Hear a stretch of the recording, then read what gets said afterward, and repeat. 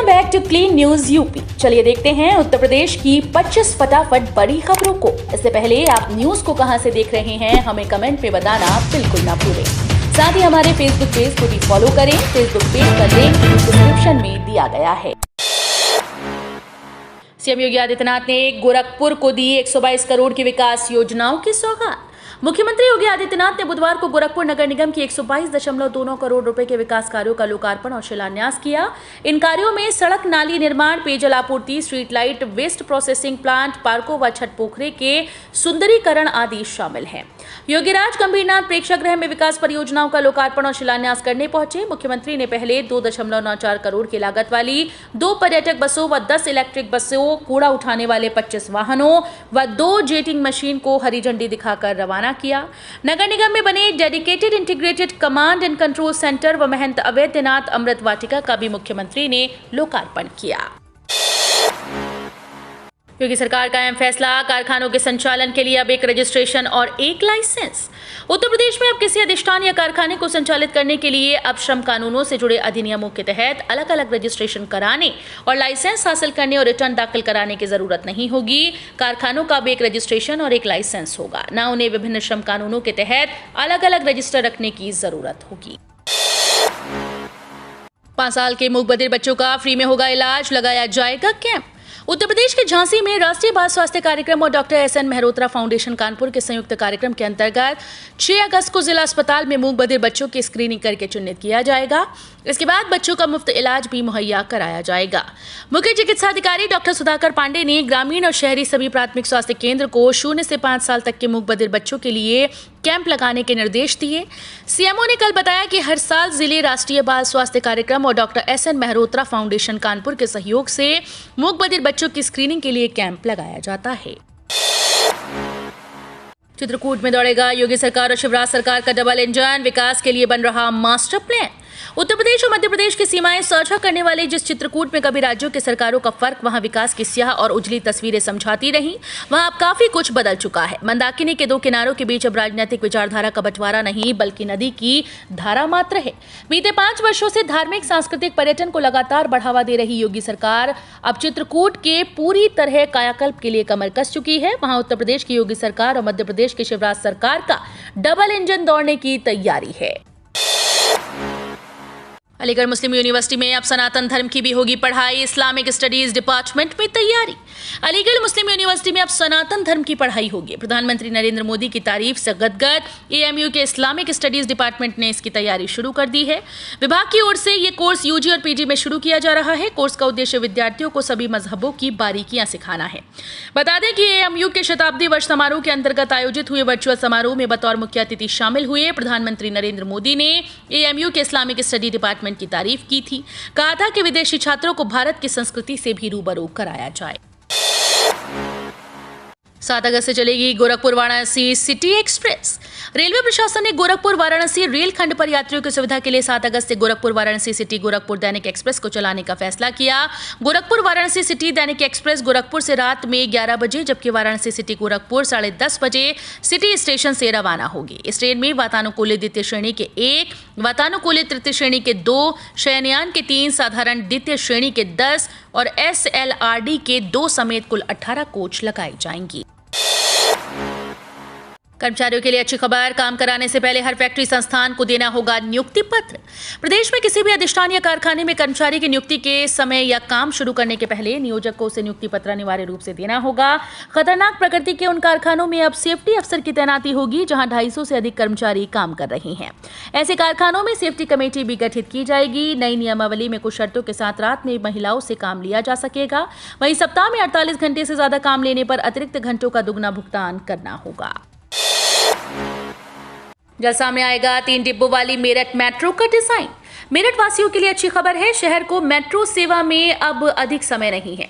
इससे उन्हें आवागमन में आसानी होगी। इन दिनों मेट्रो का निर्माण कार्य तेजी से चल रहा है। लोगों को आने जाने में सहूलियत हो, इसलिए मेट्रो सेवा 2 चरणों में बांट दी जाएगी। पहले चरण की मेट्रो ट्रेन फरवरी 2024 में चालू हो जाएगी, जबकि दूसरे चरण की मेट्रो 2025 में चलेगी। शहर में ये रैपिड रेल के कॉरिडोर पर चलेगी। इसका संचालन भी वही कंपनी करेगी जिसके जिम्मे रैपिड रेल होगी। मेरठ मेट्रो का डिजाइन जल्द सामने आएगा। हर शिक्षक को सेवा पुस्तिका बीईओ कार्यालय में देना अनिवार्य। अब हर परिषदीय शिक्षक को मानव संपदा पोर्टल पर लॉगिन करके सेवा पुस्तिका डाउनलोड करनी है। यदि उसमें किसी तरह की गलती है तो सही विवरण अंकित करके खंड शिक्षा अधिकारी कार्यालय में 6 अगस्त तक प्रत्यावेदन देना अनिवार्य है। बीईओ प्रत्यावेदन का सही विवरण जांच करके पोर्टल पर अपलोड कराएंगे। वहीं जिन शिक्षकों का पोर्टल पर विवरण सही दर्ज है वे सेवा पुस्तिका की हस्ताक्षरित प्रति बीईओ कार्यालय में जमा करेंगे। फिर बड़े आंदोलन की तैयारी में भाकियू। उत्तर प्रदेश के बागपत में बुधवार को पत्रकारों से बातचीत करते हुए भाकियू के राष्ट्रीय प्रवक्ता राकेश टिकैत ने कहा कि जल्द ही किसानों की समस्याओं को लेकर भाकियू बड़ा आंदोलन करेगी। कहा कि ये देश ऋषि और कृषि पर आधारित है, इसके साथ कोई छेड़छाड़ न करें। उन्होंने अग्निवीर योजना का कड़ा विरोध किया है और गन्ना मूल्य भुगतान न होने पर किसानों से आंदोलन करने को तैयार रहने का आह्वान किया। सीएम योगी की हिंदू युवा वाहिनी में बड़ा फेरबदल। सीएम योगी आदित्यनाथ के 2 दिवसीय गोरखपुर दौरे के बीच उनके संगठन हिंदू युवा वाहिनी में बड़े फेरबदल की खबर सामने आई। वाहिनी की प्रदेश कार्यकारिणी समेत संभाग, विभाग और सभी जिलों की इकाइयों को तत्काल प्रभाव से भंग कर दिया गया। प्रदेश प्रभारी राघवेंद्र प्रताप सिंह ने ये जानकारी देते हुए बताया कि जल्द ही इकाइयों का पुनर्गठन किया जाएगा। उन्होंने बताया कि लंबे समय से संगठन में इकाइयों का पुनर्गठन नहीं हुआ था, इसी उद्देश्य से इन्हें भंग किया गया है। फैजाबाद मंडलीय अधिकारी स्कूल्स को लेंगे गोद। रुदौली तहसील शिक्षा क्षेत्र के अंतर्गत परिषदीय विद्यालयों को संभाग स्तरीय अधिकारी द्वारा गोद लिया गया। संभाग स्तर के अधिकारियों को इन स्कूल्स पर सुधार की जिम्मेदारी दी गई, जिसमें स्कूल्स के लिए शिक्षा से लेकर उच्च शिक्षा तक चलाई जा रही योजनाएं शामिल हैं। इन अधिकारियों को अपने गोद लिए गए स्कूल्स के नियमित निरीक्षण और पर्यवेक्षण की जिम्मेदारी भी दी गई। इसके लिए संभागायुक्त नवदीप रिनवा ने आदेश जारी किया है। शिक्षा क्षेत्र मवई के तहत प्राथमिक विद्यालय जैनाबाद, नगर आयुक्त अयोध्या को, प्राथमिक विद्यालय पठान, संभागीय खाद्य नियंत्रक अयोध्या को, पूर्व माध्यमिक विद्यालय महमूदपुर को संयुक्त शिक्षा निदेशक अयोध्या को दिया गया है। सरकार से 10,000 करोड़ रुपए के प्रोजेक्ट को मिली मंजूरी। कृषि क्षेत्र के विकास के लिए केंद्र सरकार की ओर से एग्रीकल्चर इंफ्रास्ट्रक्चर फंड योजना चलाई जा रही है। इसके तहत 10,000 करोड़ रुपए के प्रोजेक्ट को मंजूरी दी गई। बताया जा रहा है कि इन रुपयों से कृषि से संबंधित 13,600 प्रोजेक्ट पर काम किया जाएगा। इससे एग्रीकल्चर इंफ्रास्ट्रक्चर को मजबूती मिलेगी, जिससे भारतीय कृषि का विकास होगा, जिससे किसानों को लाभ मिलेगा। 5 से 15 अगस्त तक ताजमहल समेत सभी स्मारकों में निःशुल्क प्रवेश। पर्यटकों के लिए बड़ी खुशखबरी है। आजादी के अमृत महोत्सव के तहत पहली बार ताजमहल समेत सभी संरक्षित स्मारकों में 5 अगस्त से 15 अगस्त तक पर्यटकों को निःशुल्क प्रवेश मिलेगा। केंद्रीय संस्कृति मंत्रालय ने बुधवार को देश भर में भारतीय पुरातत्व सर्वेक्षण संरक्षित स्मारकों और स्थलों में 5 से 15 अगस्त तक निःशुल्क प्रवेश की घोषणा की। ये देश की आजादी के 75 साल पूरे होने के उपलक्ष्य में आजादी का अमृत महोत्सव समारोह के हिस्से के रूप में किया जा रहा है।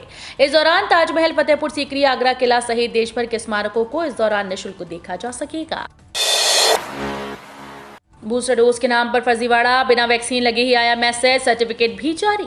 कोरोना के निपटने के लिए महाअभियान बूस्टर डोज के नाम पर फिर फर्जीवाड़ा हो रहा है। लोगों को बिना टीका लगे ही सर्टिफिकेट भेज दिया जा रहा है।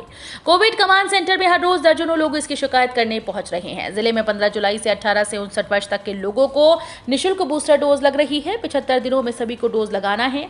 शिकायतें आई हैं कि टीकाकरण केंद्रों से लोगों को लौटा दिया जा रहा है, लेकिन स्वास्थ्य विभाग लक्ष्य पूरा करने के लिए बिना डोज लगाए ही सर्टिफिकेट भेज रहा है। गोरखपुर में रामगढ़ झील किनारे 1 लाख लोग गाएंगे राष्ट्रगीत और राष्ट्रगान। आजादी के अमृत महोत्सव पर स्वतंत्रता दिवस को भव्य बनाने की तैयारी में गोरखपुर विकास प्राधिकरण जुटा हुआ है। 15 अगस्त के दिन रामगढ़ ताल के किनारे भव्य आयोजन की तैयारी है। यहां 1 लाख लोगों को बुलाया जाएगा। सबके हाथ में तिरंगा होगा और सभी एक साथ मिलकर राष्ट्रगान और राष्ट्रगीत गाएंगे। इसके साथ ही युवाओं का समूह अलग अलग कार्यक्रम भी करेगा। रामगढ़ ताल क्षेत्र को स्वतंत्रता दिवस के अनुसार सजाया जाएगा। पैडलीगंज से जेटी तक तिरंगा व गुब्बारे से सजाया जाएगा। वैसे ईस्ट यूपी तक होगी झमाझम बारिश। लखनऊ, लखीमपुर, अयोध्या, बस्ती समेत 18 जिलों के लिए येलो अलर्ट। यूपी में पश्चिम से पूरब तक झमाझम बारिश के आसार हैं। मौसम विभाग ने लखनऊ, लखीमपुर खीरी, अयोध्या, अमेठी, बस्ती, सुल्तानपुर, पीलीभीत, बदायूं, बरेली, शाहजहांपुर, एटा, आगरा, फिरोजाबाद, फर्रुखाबाद, अलीगढ़, हाथरस, रायबरेली, प्रतापगढ़, प्रयागराज, जौनपुर, सिद्धार्थनगर, बलरामपुर समेत 18 जिलों के लिए येलो अलर्ट जारी किया है। पिछले 24 घंटे में यूपी में सबसे ज्यादा 60 मिलीमीटर बारिश चित्रकूट में हुई। कानपुर में आवारा कुत्तों ने बाड़े में घुसकर ले ली 55 भेड़ों की जान। 1 दर्जन भेड़ घायल, इलाके में दहशत। उत्तर प्रदेश के कानपुर देहात में पूरे गांव में आवारा कुत्तों का खौफ फैला हुआ है। जानकारी के मुताबिक आवारा कुत्तों ने भेड़ के तबेले में घुसकर 55 भेड़ों को मौत के घाट उतार दिया। भेड़ पालने वाले किसान ने जिला प्रशासन को इस घटना की जानकारी दी। पीड़ित चरवाहा अपनी 55 भेड़ों की मौत के बाद से सदमे में है। जानकारी के मुताबिक कानपुर देहात के शिवली कोतवाली इलाके के जुगराजपुर गांव में इन दिनों कुत्तों का आतंक है। प्रशासन से भी कई बार आवारा कुत्तों की बढ़ती तादाद के बारे में शिकायत की गई, लेकिन कोई समाधान नहीं निकला। केंद्रीय मंत्री नितिन गडकरी ने सदन में किया बड़ा ऐलान। सड़क परिवहन और राजमार्ग मंत्री नितिन गडकरी ने कहा कि साल 2024 से पहले देश में 26 ग्रीन एक्सप्रेसवे तैयार हो जाएंगे और भारत सड़कों के मामले में अमेरिका के बराबर होगा। इसके साथ ही केंद्रीय मंत्री ने कहा कि आने वाले दिनों में टोल टैक्स वसूलने के लिए प्रौद्योगिकी के इस्तेमाल पर भी जोर दिया जाएगा। उन्होंने कहा कि अब तक टोल नहीं देने पर सजा का प्रावधान नहीं है, लेकिन टोल के संबंध में एक विधेयक लाने की तैयारी चल रही है। अप्रैल 2023 तक पूरा होगा हाईवे 9 का चौड़ीकरण।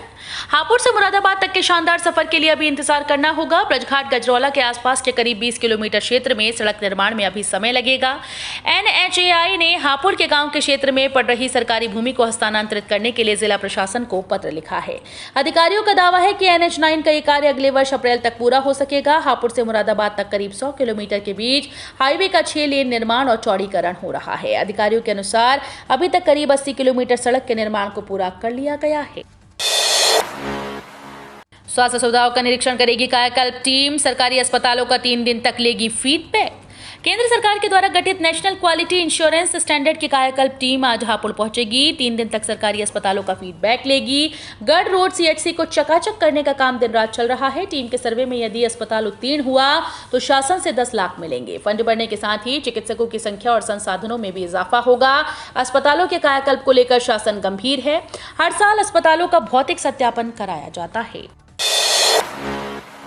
चित्रकूट जेल में रहकर भी कैदी कमा सकते हैं पैसा। 2 दर्जन से अधिक कैदियों को दिया जाएगा प्रशिक्षण।